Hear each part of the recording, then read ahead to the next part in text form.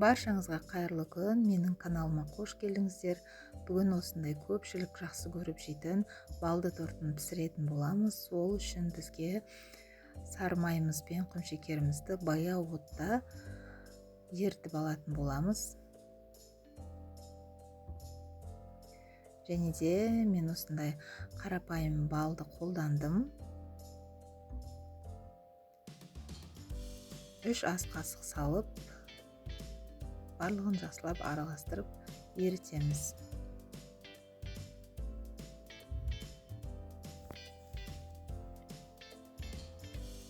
Құмшекеріміз бен майымыз ерігеннен кейін үстіне 1 қасық нан содасын қосатын боламыз.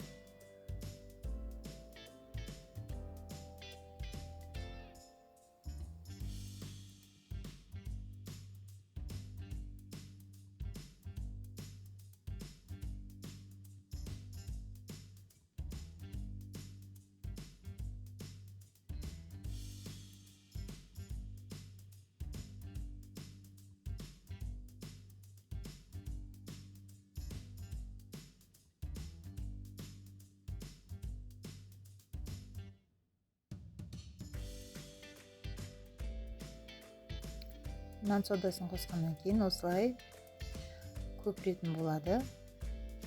Көпіргеннен кейін сәл 1-2 минуттан кейін өшіріп кішкене суытамыз. Суып болғаннан кейін міндетті түрде суығаннан кейін 3 жұмыртқа қосасыздар, әйтпесе жұмыртқамыз пісіп кетуі мүмкін. Одан кейін еленген ұнымызды осылай шетінен қосып отырып қамыр илейтін боламыз.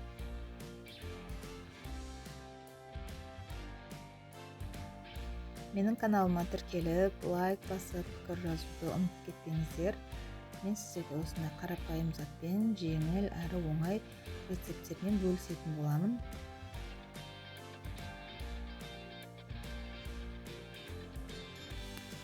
Дайын болған қамырымызды салафанға салып, тоңазытқышқа салып қоямыз.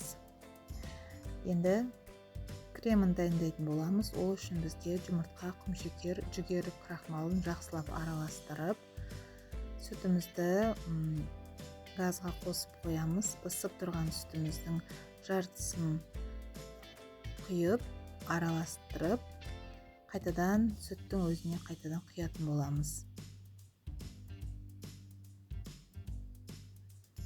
Баяу отта үздіксіз араластырып тұрасыздар.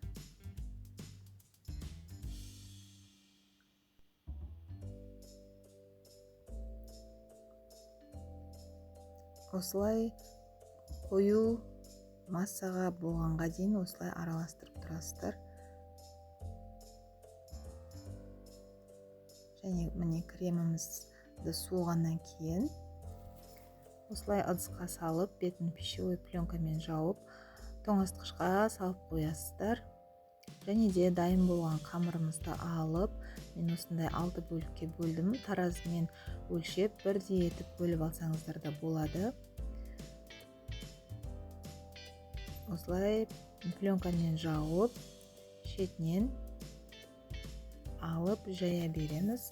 Міне анандай пергамент қағазымызға бірден осылай үстіне сәл ғана ұн сеуіп, қамырымызды жаятын боламыз. Диаметрі 24 см етіп өлшеп алған формамызбен қамырымызды кесетін боламыз.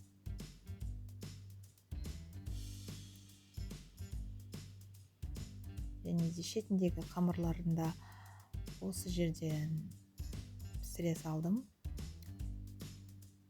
Вилкамен осылай қамырымызды тесіп шығатын боламыз.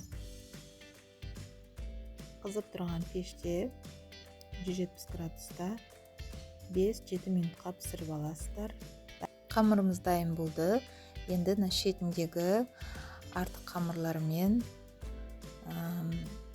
тортымыздың бетін сәндейтін крошканы дайындап аламыз. Ол үшін мен осындай шоппермен езіп алдым. Блендермен де езіп, немесе қолмен де езсеңіздер болады.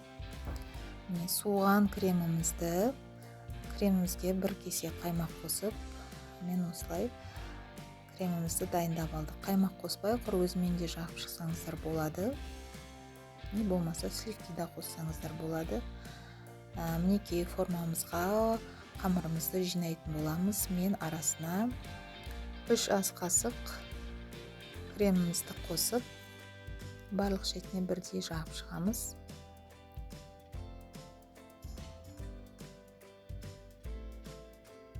Дәл осылай барлық қамырларымызды жинап алатын боламыз.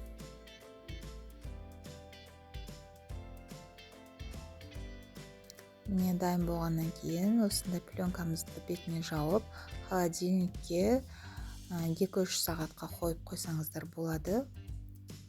Және де қалған кремдерімізбен шетіне, бетіне жағып, тортымызды аяқтайтын боламыз. Шетіндегі жаңа дайын болған крошкамызды бетіне сеуіп, әдемілеп жағып шығамыз.